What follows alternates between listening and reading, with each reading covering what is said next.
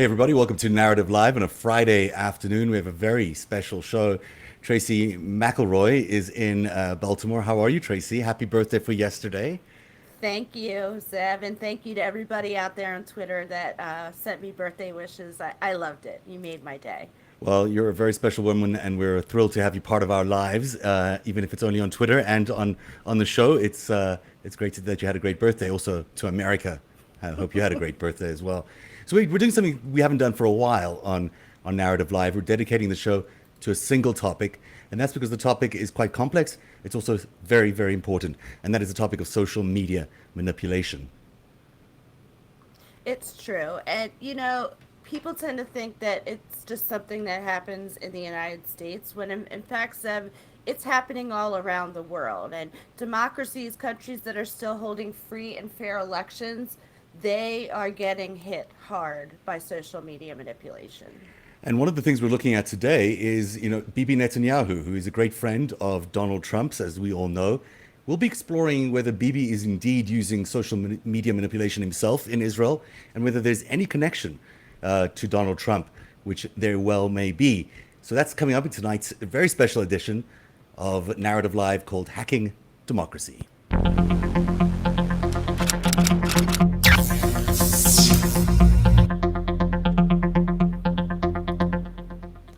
So many people think of social media manipulation as something that happens to somebody else. They think of social media manipulation as nothing that they will ever succumb to because whatever, we're all better than that. But we all know, in fact, that that's not the case because I've certainly been a victim to it, and I can guarantee you probably have been a victim too. The thing is, most of us don't really understand what it is. And Tracy's been doing some digging around this. And what did you find about what social media manipulation really is? Yeah, and we put together this great graph for people, kind of a chart to show you what is social media manipulation. It consists of several things. First would be the exploitation of social media platforms for foreign influence. And that, you guys, references, think about the Internet Research Agency in Russia and what they did through Twitter and Facebook. It also includes illegal data harvesting and micro profiling, going back to Cambridge Analytica and Facebook. Remember all those quizzes where they were gathering all of your info and Yeah. asking you all those questions? Those are really important That's points, because we mostly don't think that any of our data means anything when we enter those quizzes, but in fact they do. And this is an example of how they do it. also, it includes what everybody's familiar with now, fake news and the spreading of misinformation or disinformation on social media. It can include the amplification of hate speech or harmful content through fake accounts and even political bots. Lastly, it can also include clickbait content. So basically, there's a For way yeah. for all these entities that are conducting all the social media manipulation. They learn about you, they study who you are, they learn your deepest fears, and then they provide content that will play into your fears. And that's how they successfully are able to divide a population, to polarize an electorate, and get you to vote a certain way when election day comes. And we used to think of it as just being a thing that maybe private entities did, maybe like private Mossad type organizations. And we learned in 2016 that it was in fact also foreign governments. But now we've learned how many foreign governments actually have the skill set. There's this really interesting study that came out of Oxford, which looked at 46 countries. The ones that they studied are the ones you see in black, blue, and the light gray and the light blue. The ones that aren't, sorry, the ones in the light gray are not studied in this particular study. But they found that of these 46, a great number of them had high capability to do what they call cyber troop capability or capacity, which means that they have sort of permanent capability to use social media manipulation to change either their own population's ideas or the populations of another country. And you can see that the United States, in black there, has a high capacity and capability for it. It also means the United States is also a victim of it. Russia, certainly, we all know, already has high capacity for it and may also be a victim of it themselves, as is China. You can't see Israel in there, which is relevant to our conversation today because it's such a tiny country, but it is also in black for that same reason. Very, very skilled, high-tech workforce, and because of the Mossad, have the ability to use social media manipulation around the world.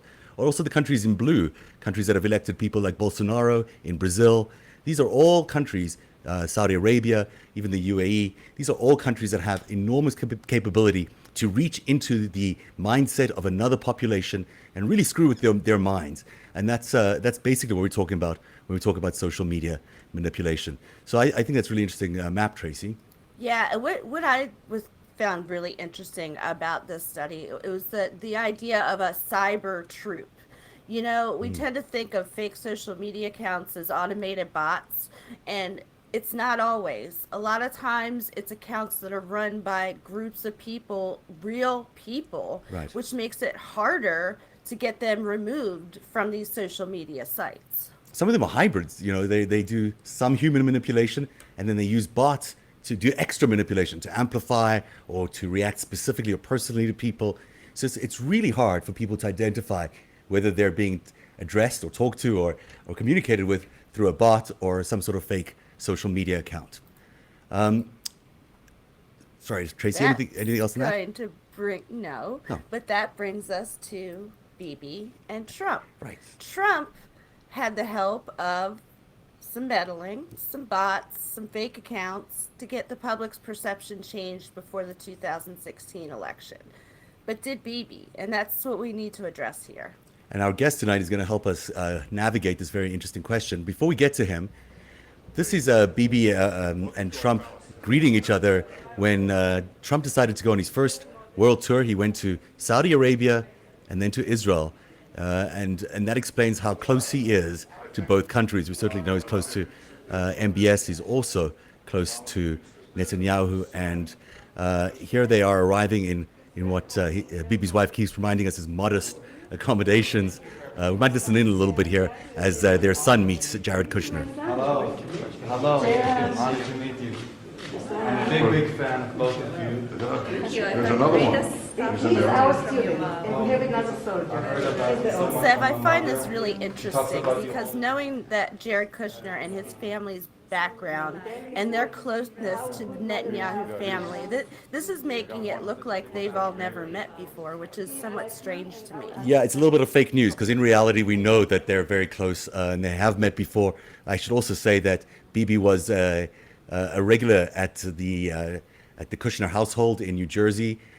He slept in the basement on one occasion, on one video, on one visit. And there's also speculation, some people have said, that maybe he's his godfather, that maybe Bibi's Jared's godfather. We've not been able to confirm that. But there's certainly a closeness. You know, Jared's known Bibi since he was in his teen years. He's been a great supporter of Israel throughout.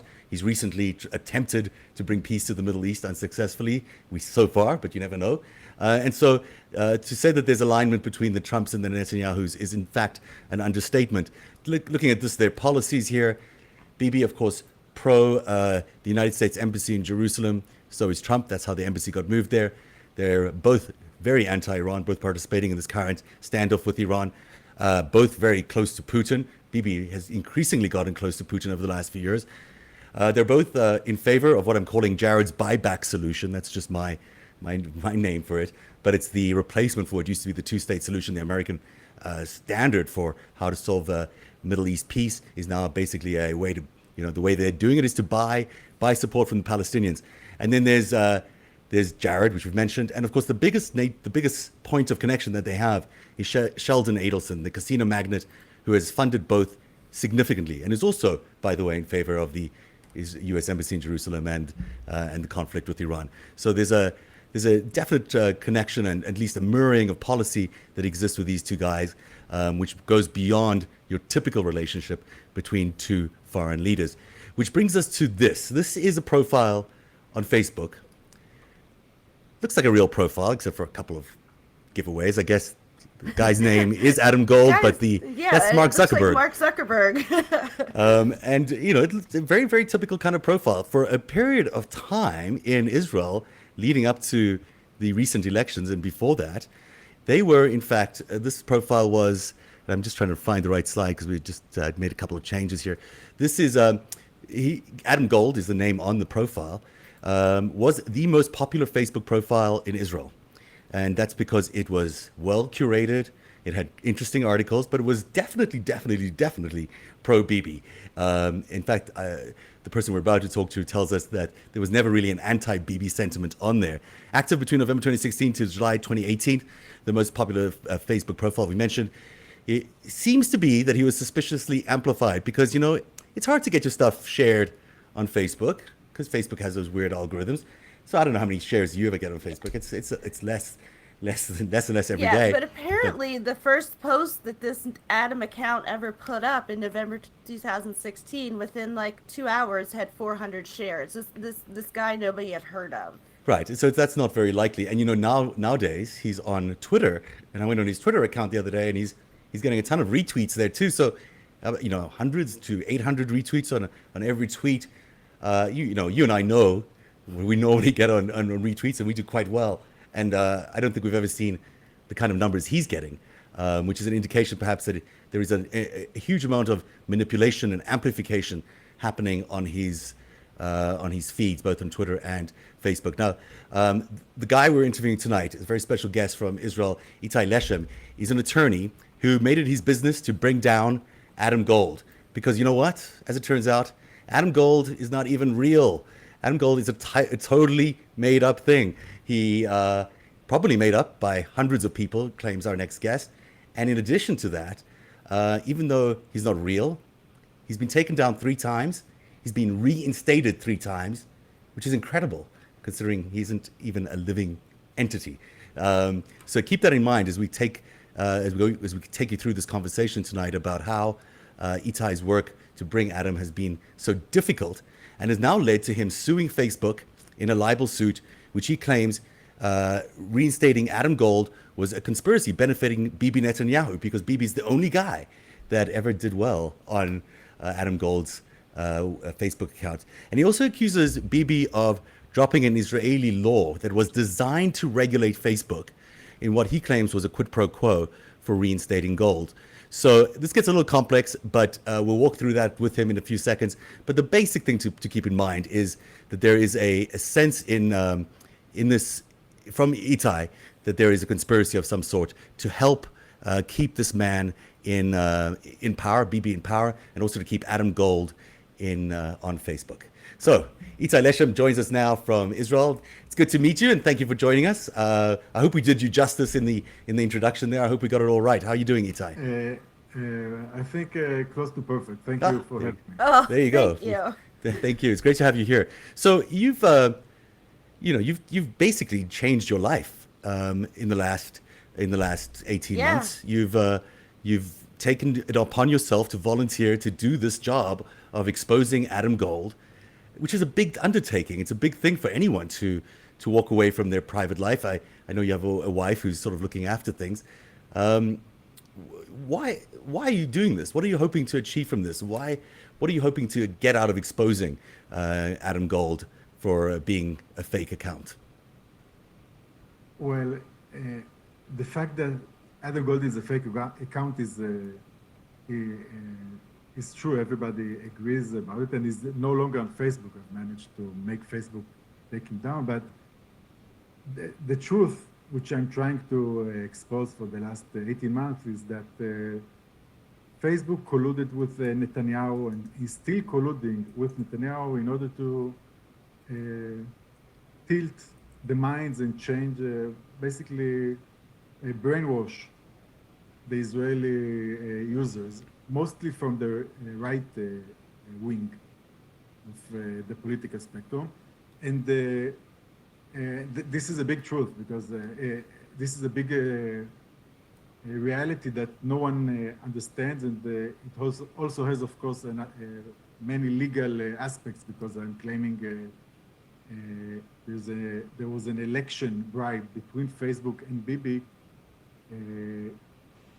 throughout the last 2 years, and which is still ongoing now. And basically, our AG, our Attorney General, has launched a silent investigation after actually, you can say, maybe we forced him, after I appealed against him to our highest court of justice, and made him start that investigation. And when you ask, that's a big undertaking, why am I doing it? Well, I could answer you that as a lawyer, sometimes you take cases for your client based on success, only on success fee. And then you have 30%, 40%, 50%. I'm a lawyer and I'm also the client, and I have 100% from this case if I manage to succeed. So that's one answer. At least that's the answer I gave my wife and her mother. Sounds like it, yes. This is a true answer because I believe that at the end I will also get compensated from Facebook for what I've done until now for free. But the second answer is this is a very important issue for democracy, and I've happened to expose it, and I guess I was the only one there to do that, and that's why I continue doing it today. And Itai, this all started back I believe it was January 1st, 2018. Is that correct? When Yes. you first recognized the fact that Adam Gold was not a real person, that it was a fake account. You made an open post to, I guess it was the CEO or someone high level at Facebook Israel, drawing their Yes, attention to this account, saying, please check this out. This is a fake account. It ended up getting taken down, but came back up. And that I think we could talk a little bit more about that as well, how it came back up. But when it did, this Adam Gold account, they attacked you and your credibility on Facebook for blowing the whistle, I guess you could say, on the fakeness of the account. And that is the basis of your libel lawsuit.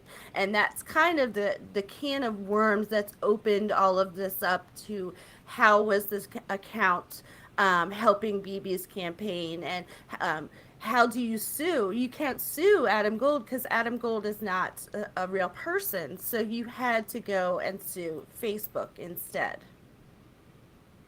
Exactly. It was a very poor move professionally on their side, because the minute first of all, Facebook took him down because I made a lot of commotion in Israel against him and asked them to do it. But when they reinstated him after 24 hours, which was an obvious step a step that was obviously not according to Facebook's protocols or guidelines, they did the mistake. Team Gold did the mistake of addressing me personally and claiming I was a liar and spreading false conspiracy theories.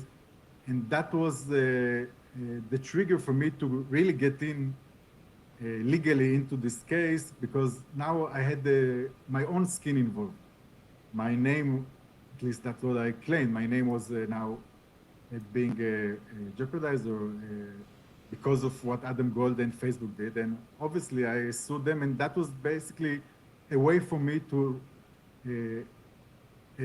manage, a way for me to cause Facebook to make more mistakes, legal mistakes, and the other kinds of mistakes, which I documented, and which can only raise even more the suspicions that I've had, because no a public corporation can really do the things Facebook did regarding Adam Gold and me in the last 18 months.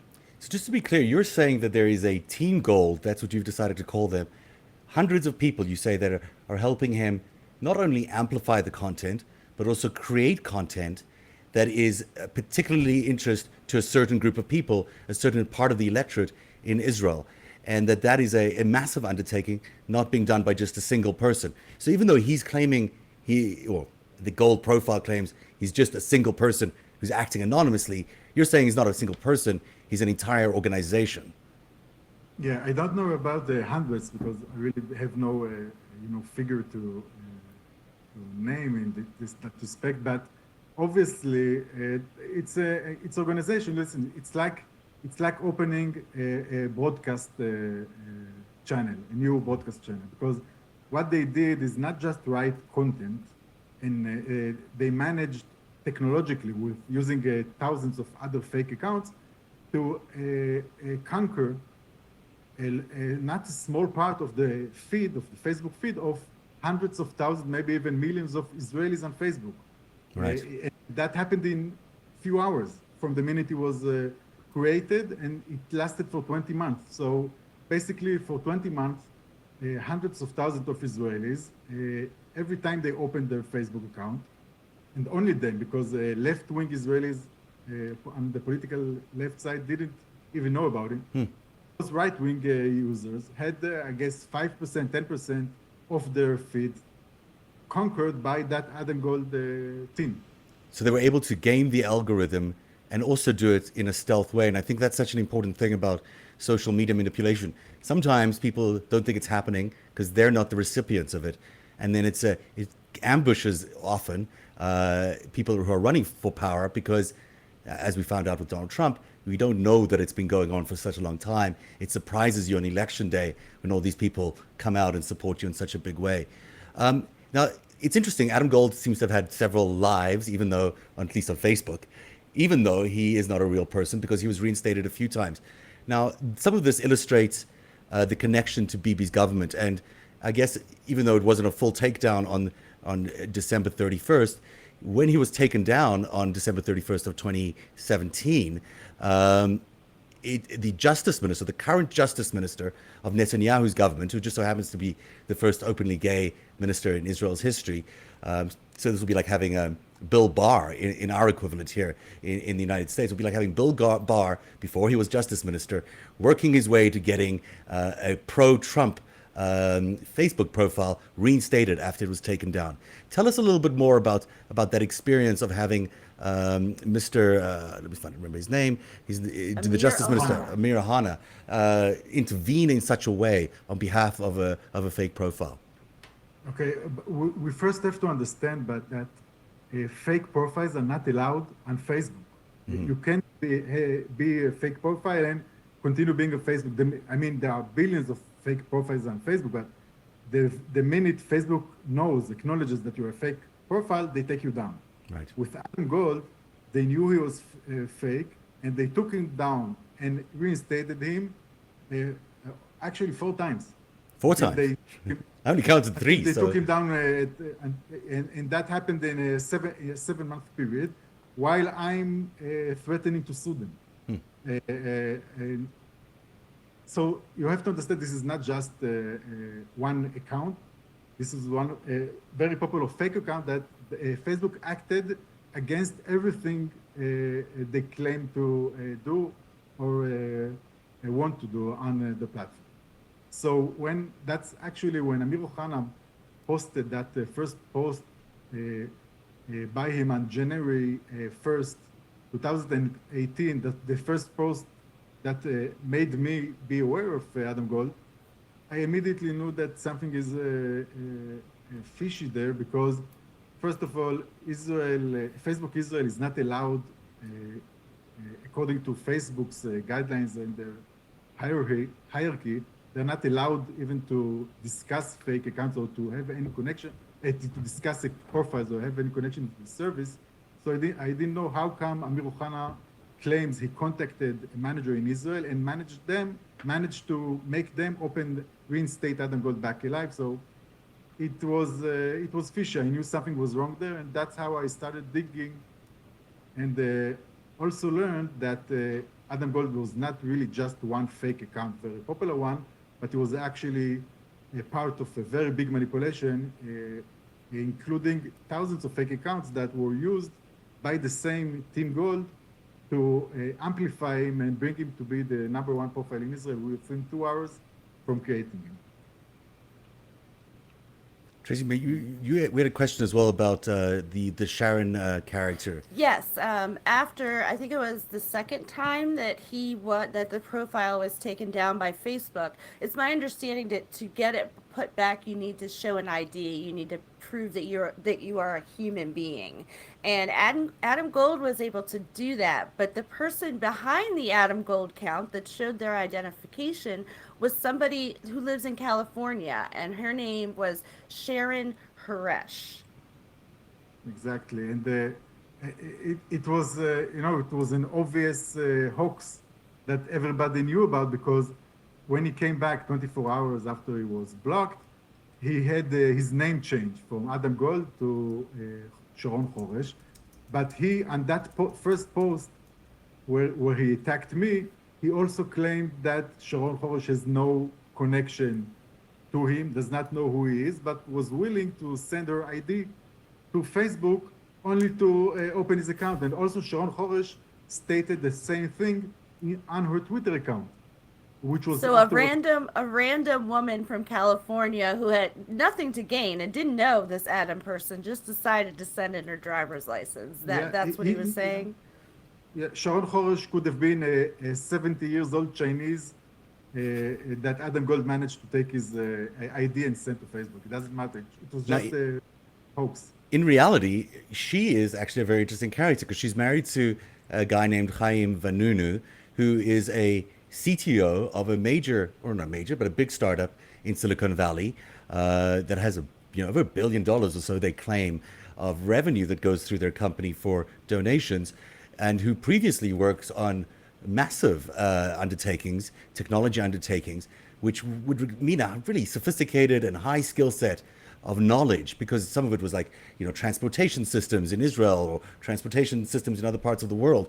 This is not just some fly-by-night kind of person who might be in the basement of a building somewhere, just trying to hack into Facebook. This is probably the result of a very sophisticated, high-tech operation in order to get all this done. And the fact that someone like Chaim Vanunu and Sharon Horesh are involved in it certainly indicates to me that there is probably a very sophisticated operation that's gaming the Facebook algorithm in order to give Bibi an edge in the elections. Yeah, I didn't really get into my investigation. Didn't need me to dig deep into Sharon Horesh and her husband Chaim Horesh Vanunu, but I guessed to begin with that they had to have a connection to Team Gold, because otherwise, why would a woman from California with no connection to this kind of activity would volunteer to do what she did? So, I mean, it does seem to me like, when you sent me the two logins on Twitter, because he's now there on Twitter, but he's amplified. If you ask Twitter how to change the login credentials for that account, for the real Adam Gold account, they give you the email address of Chaim and Sharon. Yeah, that's what that's another mistake. They did mistake after mistake that we've managed to uncover this, but that was indeed the email that was used to open Adam Gold's Twitter account after he was taken off Facebook was probably used by Sharon Horesh. So interesting. Tracy? I have one other question. It seems that the media in Israel, they haven't covered you. They've been reluctant to get your story out. In fact, I think this is your first English-speaking interview ever. Is that correct? You're doing very well, by the way.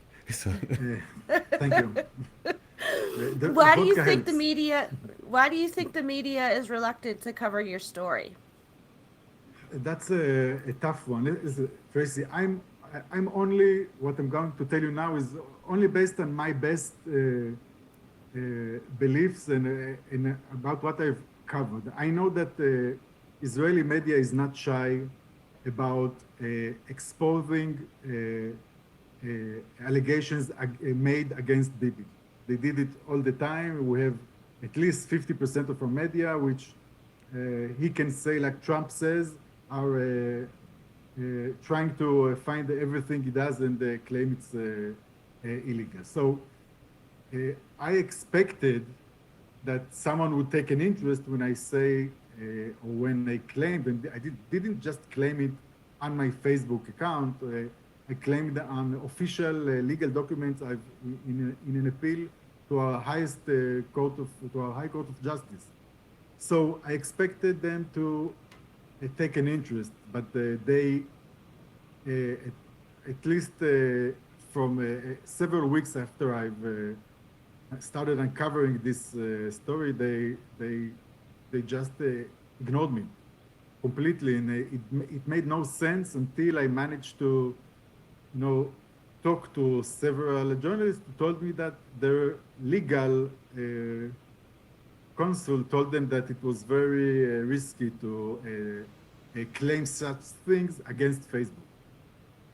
I mean, it's certainly, looking at the lawsuit, you've managed to go through some interesting legal maneuvering to get it heard in front of the High Court in Israel. It is easier, I guess, for us to cover it, having not covering it in Israel. But the reality of it is, it's still a bit of a stretch for a lot of people. You're connecting a lot of dots, including this idea that maybe Bibi dropped an entire bill, an entire law, just to get Adam Gold reinstated. This was a law designed to regulate Facebook, called the Facebook law, basically, in Israel, and that you're suggesting that it was dropped specifically to get Adam Gold back on Facebook, which is, it sounds like a bit of a stretch. First of all, I completely agree. Yeah. All you have now in front of you is a man which is a professional man in the field of investigating or doing due diligence on large corporate corporations like Facebook. I've dedicated the last 18 months of my life to find a lot of dots, as you said, a lot more dots than what I've even written on my article in English. And all those dots, I've managed to connect them in only one way. That's my theory and my allegation and what I've presented to our AG, and he began investigating it, which is a bribe deal between Facebook and Bibi. Nothing else makes any sense. And I think I have really quite good arguments for it, but I don't need to prove nothing in order to put them to jail. I mean, any man is innocent until proven otherwise, but I have more than enough evidence to start an investigation, and that's what's done actually. That's enough, because the main thing is Facebook, I know for a fact, would not deny one claim I've made here, not even the bribe allegations claim. They would have to, when confronted with it, and I hope someone would ask them, would get an official response from Facebook. I believe that eventually they would have to, in order to protect the board of directors and the company itself, they would have to put the blame on managers in Israel that colluded with Bibi without the board's knowledge. Right. I mean, they've had a track record, especially here in the United States, of providing incorrect information all along until they're absolutely forced to concede, as they did with Cambridge Analytica finally, that there was widespread manipulation of the population. So it's certainly one of those things where they're admitting it's happening, but they're reluctant to admit the extent that it's happening. I'm interested as well that the Israelis have been tied into Trump's own groups that have helped him manipulate social media, groups like Psy Media or Psy Group, and also that the Archimedes Group, which is an Israeli group that was manipulating elections in Africa, was recently thrown off Facebook, which to me indicates that a lot of the know-how on how to manipulate social media is living in Israel, and it would be surprising if it was being exported around the world and not being used in Israel itself on the Israeli population. I'll tell you one funny thing about it. First of all, I have, of course, no evidence concerning any other world leader except Bibi, except Netanyahu. But something funny happened when I started addressing this issue in my tweets in English, and also targeted it with, promoted tweets to Americans. I didn't mention Trump once, not in the article, not in my allegation. All I said was Facebook was caught colluding with Netanyahu to tilt Israeli elections. But I have a lot of experience with Israeli bots. But this is the first time I meet American bots, and it was amazing because what they write in return to what I've just told you, Facebook and was caught with Bibi, they told me, but what about Obama? What he did? Oh, they made the connection. I didn't make any connection. They made a connection to Trump's narrative, and I guess there's something behind it. I guess sorry, excuse me. I guess there is. One more thing I wanted to say is my work. We can't really discuss the entire scope of my work because it's 18th month, and I can write 3 books about it with everything I found out. But basically, the main thing that I have found out, and that's why I think it's going to be blown up soon, is I documented a cover-up by Facebook. And every lawyer like me who knows how public companies are supposed to run also knows how to identify cover-up. And this is, there's no question about it. There was a cover-up, and that cover-up was part of the election bribe, because the Bibi needed that cover-up in order to get re-elected 3 months ago. Otherwise, if the Israeli media, if the Israeli public would have known that he colluded with Facebook in order to lie to them, then he wouldn't get elected. So the cover-up was a major issue for Bibi, and for that he was willing to take down that bill. Those are extraordinary claims. Itai Lesher, thank you very much for joining us. We really appreciate your time. Thank you for joining us on Narativ. Thank you very much. It's been really interesting, and we'll keep following your work. Please keep us updated, because we really are fascinated by it, and we're really interested in what it turns out, because we're also very interested in how Israeli social media manipulation firms are impacting Israeli elections around the world, I should say. So thank you very much for joining us. Thank you. It was a pleasure. Thank you both. Cheers. Thanks a lot. Oh, Tracy, we'll get together ourselves here. And there you are. There you are, Tracy. Hi. So that was Hi. fascinating. Oh, he's a fascinating guy. Yeah, I enjoy meeting folk who do this kind of work, who will put their lives on hold in order to do something that they ultimately believe in. In his case, he might get a payout out of it, but it's impressive that he's taken an entire 18 months out of his life to fight for people's votes. At the end of the day, when it comes down to it, social media manipulation is about people taking away your right to vote. If you can't think freely, if you can't associate freely because you're being bombarded by messages that are targeting you on your psychographics, on who you are and where you might go and who you might be friends with, your ability to live your life freely is no longer in your hands. And no politician should really ever have the right to do that. So that's right. And you and I understand how important it is to get all of these messages out to voters prior to 2020. That's where we're going to keep following up on stories about social media manipulation and other ways that your vote may be affected by what you're seeing on the internet. Yeah, it's just because you can't see it doesn't mean it's not happening. And we can see it when you donate to our little team here. Team Gold might have hundreds of people. For us, it's just a team of 2. We're thrilled to bring you our programming, all independent, original programming and investigations. We have lots of good stuff coming up, but we also really do need your help in order to keep going. So please go to patreon.com/narrative. Join us in our fight to keep truth alive and to keep our votes and democracy free. And you can do that by going to patreon.com/narrative.